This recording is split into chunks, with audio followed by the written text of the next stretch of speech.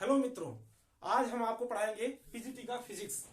और फिजिक्स जहां भी यूज होता है, चाहे वो इंटर के बच्चों के लिए हो, चाहे वो केवीएस का पीजीटी हो, चाहे पीजीटी हो, यूपी पीजीटी हो, दिल्ली पीजीटी हो, किसी भी प्रदेश का पीजीटी हो, अगर इंटर का पूरा सिलेबस सही से पढ़ लिया जाए और थोड़ा बीएससी का कवर कर लिया जाए, डीपली पढ़ लिया जाए, तो कोई भी पीजीटी का हो, सारा पीजीटी का सिलेबस कवर हो जाता है। तो हम इंटर का सिलेबस ध्यान में रखते हुए पूरा पढ़ाएंगे, डीपली पढ़ाएंगे, जो पीजीटी में और किसी भी एग्जाम में जो इंटर लेवल का फिजिक्स का एग्जाम होगा उसमें काम आएगा। तो आइए देखते हैं पीजीटी का सिलेबस। पहले पीजीटी का सिलेबस वही इंटर वाला पूरा सिलेबस है। और इंटर का पहला चैप्टर जो है उसमें भौतिक का परिचय दिया है। उसमें भौतिक विज्ञान यानी फिजिक्स का परिचय दिया है।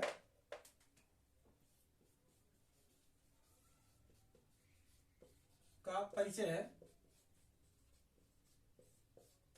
इसमें पूरा इतिहास बताया है कि किस साइंटिस्ट ने किस चीज की खोज की, किस सिद्धांत को दिया, या कौन सा एक्सपेरिमेंट किया, या किस सन में किया, किस देश के थे, कहां के थे, उनकी क्या फिलॉसफी रही, क्या थीसिस रहे उनके। ये सारी बात इस वाले चैप्टर में, पहले वाले चैप्टर में बताया गया है। ये 2014 से चैप्टर जुड़ा है इंटर में, पहले नहीं हुआ करता था। पहले सिर्फ ये चैप्टर एनसीईआरटी की बुक में हुआ करता था, लेकिन अब ये चैप्टर यूपी में भी आने लगा है। यूपी वाला जो यूपी बोर्ड में आने लगा है, या किसी भी प्रदेश के बोर्ड में अब ये आने लगा है। और महत्वपूर्ण भी होता है। बैकग्राउंड किसी का बनाने के लिए, किसी भी सब्जेक्ट को समझने के लिए उसका बैकग्राउंड समझना बहुत जरूरी होता है। किसी भी सब्जेक्ट का, चाहे वो मैथ हो या फिजिक्स हो या केमिस्ट्री हो या दुनिया का कोई भी सब्जेक्ट हो, अगर उसकी फिलॉसफी हम समझ लें और उसके पीछे का जो उसका बैकग्राउंड है अगर उसको समझ लें, तो वो सब्जेक्ट इतना आसान हो जाता है समझना कि जैसे कोई कहानी सुन रहे हो। ठीक वही हाल है फिजिक्स का। तो फिजिक्स को समझने के लिए सबसे पहले उसके बैकग्राउंड को समझना पड़ेगा। और उसके बैकग्राउंड को समझने के लिए कौन कौन से साइंटिस्ट ने कौन कौन सी थीसिस की है, कौन कौन से उनके एक्सपेरिमेंट रहे हैं, किस किस सिद्धांत को दिया है, और उस सिद्धांत तक पहुंचने के लिए उन्होंने क्या क्या एक्सपेरिमेंट किए हैं, कौन सी घटनाएं शामिल थी। अगर इन सारी चीजों का अध्ययन कर लिया जाए तो फिजिक्स एकदम कहानी बन जाएगा। और हम पूरी तरीके से आपको कहानी नुमा ही फिजिक्स पढ़ाएंगे, जैसे लगेगा आपको जैसे आप कहानी सुन रहे हैं। तो आइए देखते हैं फिजिक्स। फिजिक्स जैसे हम जानते हैं कि सारे सब्जेक्टों की उत्पत्ति, जितने भी सब्जेक्ट हैं उन सारे सब्जेक्टों की उत्पत्ति फिलॉसफी से ही हुई है। और अंत में फिलॉसफी पे ही जाकर के खत्म किया जाता है। किसी भी चीज का हो तो अंत में पीएचडी किया जाता है, डॉक्टर ऑफ फिलॉसफी, या एमफिल किया जाता है, मास्टर ऑफ फिलॉसफी। तो लास्ट में जो हम फिलॉसफी से ही शुरू करते हैं और फिलॉसफी पे ही खत्म करते हैं। हम पारंगत तभी होते हैं जब हमको फिलॉसफी आने लगती है किसी भी सब्जेक्ट की, चाहे वो मैथ ही क्यों ना हो। तो हम सबसे पहले देखते हैं कि इसकी फिलॉसफी क्या रही है, कहां से फिजिक्स जन्मा होगा, कैसे फिजिक्स आया होगा। इसका पूरा परिचय इस पहले वाले चैप्टर में है। और पहले वाले चैप्टर में हम देखेंगे कि कौन से साइंटिस्ट सबसे पहले इसमें भाग लेते हैं। तो इसको सबसे पहले एक घटना कहा जाता था, घटनों का विज्ञान कहा जाता था, घटनों का शास्त्र कहा जाता था।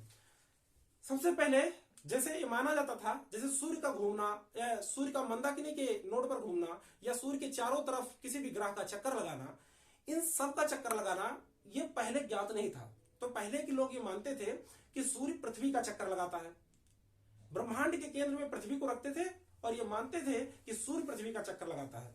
लेकिन जब कॉपरनिकस आए तो कॉपरनिकस ने ये बताया कि सूर्य जो है ना, सूर्य पृथ्वी का चक्कर नहीं लगाता है, बल्कि पृथ्वी सूर्य का चक्कर लगाती है। और सौरमंडल के केंद्र में, यानी कि केंद्र में जो है वो सूर्य है, और पृथ्वी जैसे तमाम ग्रह जो है सूर्य का चक्कर लगाते हैं। उसके बाद गैलीलियो ने इसको सिद्ध किया। और उसके बाद एक अन्य साइंटिस्ट आए 1685 में, जिनका नाम था न्यूटन।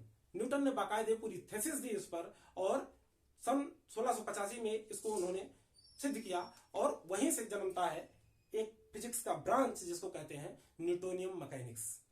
तो फिजिक्स का इतिहास बहुत छोटा है। 1685 से लेकर के फिजिक्स का इतिहास बाकायदे अगर हम पढ़ेंगे तो बस यहीं से शुरू होता है कि 1685 से लेकर के आज तक का इतिहास पढ़ना है। और इसमें आज तक का इतिहास, यही पूरा फिजिक्स का इतिहास है।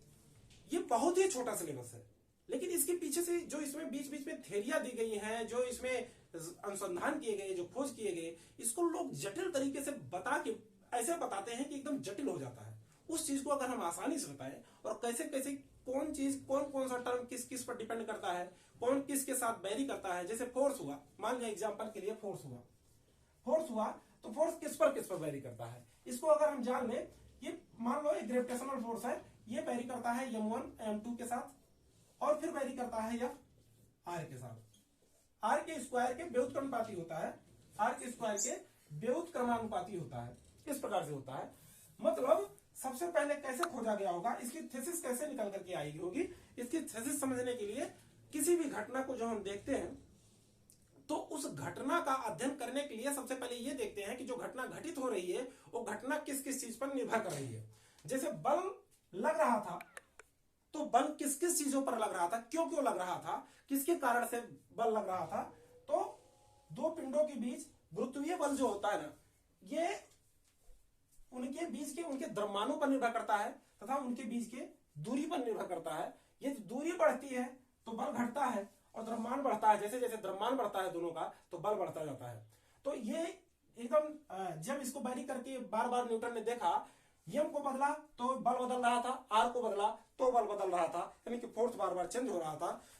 जिससे पता चलता है कि जो बल है वो इन्हीं दोनों पैरामीटर पर डिपेंड करता है और इन्हीं दोनों को साथ लेकर के एक फार्मूले का निर्माण किया गया और बाद में निकल करके आया फार्मूला, जिसको हम लैब के बाहर बैठ करके अगर हमको मास दे दिया जाए और उनके बीच की दूरी दे दिया जाए तो हम लैब के बाहर बैठ करके ही एक कॉपी और पेन लेकर के, एक पेन और कलम लेकर के उस पर हम कैलकुलेट कर सकते हैं कि उनके बीच बल कैसा कितना लग रहा होगा। हमें लैब में जाने की आवश्यकता नहीं पड़ती है।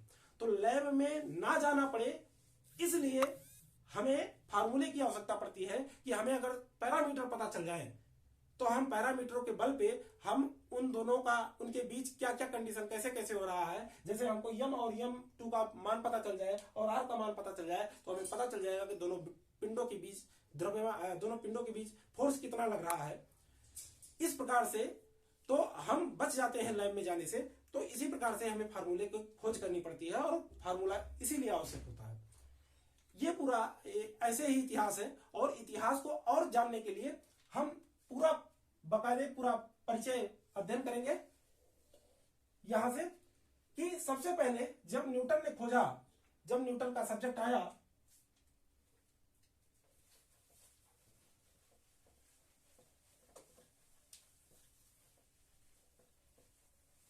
देख लेते हैं। जब न्यूटन ने 1685 में अपनी थीसिस दी और न्यूटन की थीसिस आई तो 1685 से 1785 ये टर्म जो 100 साल का पीरियड है 1685 से 1785 और 1785 से 1885 ये बहुत ही